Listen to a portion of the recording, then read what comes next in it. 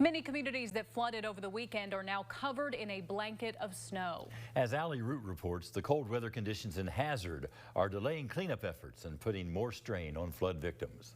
The floods here in Hazard have impacted several hundred people. Many have lost everything. The Perry County Senior Center here behind me has been a safe haven for flood victims and is keeping its doors open after the city was hit hard again, this time with snow. Over the weekend, high floodwaters tore through Perry County. It's heartbreaking for everybody.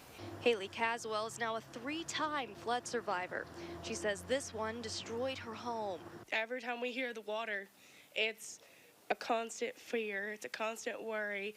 Even when it rains, it scares me because you never know at this point when it's going to flood. Caswell says most material things can be replaced. It's the mementos she'll miss most. But she says she couldn't stand the thought of leaving behind one thing. But this is up to 17 more. Her baby's first ultrasound pictures. She and her fiance are expecting a baby girl and are now planning to move away out of fear that more dangerous floods could happen. I don't want to, but at the same time, I have a child that I have to worry about raising. County leaders say the 2022 floods were more devastating, but the damage from this one was more widespread. You're looking at the worst flood on the North Fork in over 40 years. Other community members say they couldn't believe how quickly water levels rose. Tony Sproul says it was nothing short of a nightmare. All of our furniture was moved.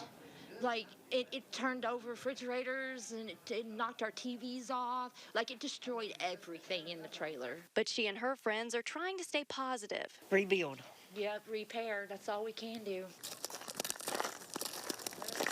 Jerry Stacy says snow has set back cleanup efforts and noted that a full recovery could take years. There's going to be a lot of help. It's just going to take a little while and a little cooperation with the weather in order for us to really get wound up. County leaders say there is a long-term recovery group that will work hard to help people impacted by the floods get back on their feet. In Hazard, Allie Root, Fox 56 News.